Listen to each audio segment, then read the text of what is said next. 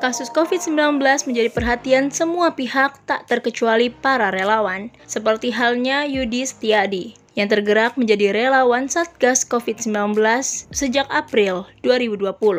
Meski bukan berasal dari bidang medis, ia dengan ikhlas dan tekad yang kuat membantu pemerintah untuk dapat menekan penularan COVID-19. Di antaranya yakni melakukan sejumlah hal untuk dapat menyadarkan masyarakat akan pentingnya protokol kesehatan. Awal sekali bagaimana saya bisa atau teman-teman bisa melakukan intinya punya kesadaran untuk menjadi relawan, tergerak karena awalnya kan berpikir bahwa COVID-19 ini nggak mungkin masuk Indonesia nih, hanya sekedar lewat atau apa gimana. Ternyata ya beginilah yang kita rasakan. Jadi sejak Maret mungkin ya, April, dari berbagai belahan wilayah Indonesia, artinya dari seluruh wilayah Indonesia, dan memang betul tadi yang dikatakan Bang Andre, beliau adalah memang intinya pimpinan kami gitu kan ya.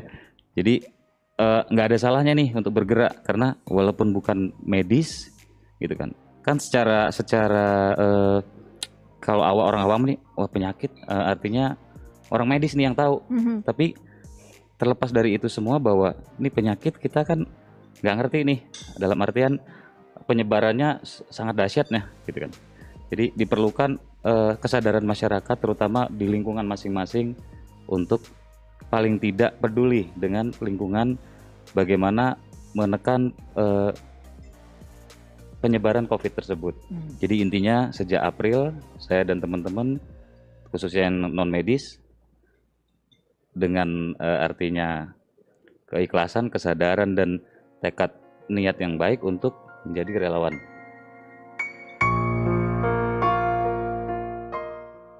Terdapat suka dan duka yang dialami selama menjadi relawan. Namun Yudi mengaku lebih banyak rasa bahagia karena dapat membantu Indonesia dalam mengatasi pandemi. Kalau bicara suka duka selama menjadi relawan, sebenarnya sih kalau saya pribadi banyak sukanya nih, gitu ya. Sukanya dalam arti secara kemanusiaan, walaupun khususnya teman-teman dari yang non medis ya, gitu ya. Dari tim non medis ini, walaupun bukan orang medis, tapi ternyata ada andil dalam penanganan COVID-19 ini. Khususnya misalkan nih, ada satu kejadian, kalau boleh cerita sedikit, pada saat suatu malam ya gitu, ternyata ada seseorang atau warga yang mungkin terindikasi positif. Yang bersangkutan bingung nih, mau gimana, saya harus lapor kemana. Nah kebetulan kemungkinan dia tahu bahwa anaknya ikut grup relawan. Nah walaupun bukan medis nih ya, non medis. Nah terus akhirnya dengan koordinasi kita, sehingga pasien ataupun seseorang yang dinyatakan positif itu bisa terbantu. Jadi pada intinya sebenarnya kalau menurut saya nggak ada dukanya. Dukanya memang kita Indonesia lagi dilanda pandemi nih. Cuman kalau duka selaku relawan, saya rasa nggak ketemu sekarang nih. Luar biasa. Suka ya. Jadi ya bahagia dah gitu. Bisa membantu Indonesia untuk bisa selesai dengan pandemi ini. Hal yang sama juga dirasakan Steven Tahitu.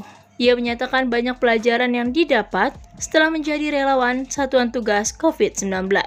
Namun, tidak dipungkiri, ada juga duka yang dia rasakan. Banyak sukanya daripada dukanya sebenarnya. Karena dari saya ikut kegiatan dari Mei itu, saya banyak ketemu orang-orang yang luar biasa ya. Dari yang punya hati untuk melayani, ya, pengabdiannya luar biasa tanpa pamrih ya. Jadi saya banyak belajar lah selama dari bulan Mei ini. Ketemu orang-orang baru, terus ketemu saudara-saudara juga sesama orang Maluku di Jabodetabek. Terus dan juga tim relawan Satgas ya, itu kita akhirnya karena sering ketemu, akhirnya udah akrab sekali gitu. Saya jadi tambah teman. Ya udah kenal Pak Andre juga, ketemu Pak Doni ya. Kalau nggak ada ini mungkin saya juga nggak bisa ketemu Pak Doni ya, karena Karena akhirnya saya bisa ada kesempatan bertemu dengan Pak Doni ya, gitu. Jadi banyak sukanya. Kalau dukanya sih banyak saudara-saudara, karena bantuan sembako ini kita relawan non medis ya. Jadi bagaimana kita mengatur mendata orang, 6 orang, terus kita membagi sembako, itu bantuan ini terbatas. Jadi banyak juga saudara-saudara kita orang Maluku di Jabodetabek juga belum dapat gitu, karena memang keterbatasan itu yang memang itu aja sih yang kalau kadang-kadang mereka minta juga kita belum bisa penuhi. Jadi ya memang saya merasa ada yang kurang gitu sebenarnya. Harus disadari, mencegah penambahan kasus COVID-19 bukanlah hanya tugas pemerintah, tenaga medis, maupun relawan. Masyarakat sangat berperan penting untuk mengatasi pandemi ini. Sosialisasi dan kebijakan yang selama ini dilakukan akan terasa sangat sia-sia apabila kita tidak merealisasikannya.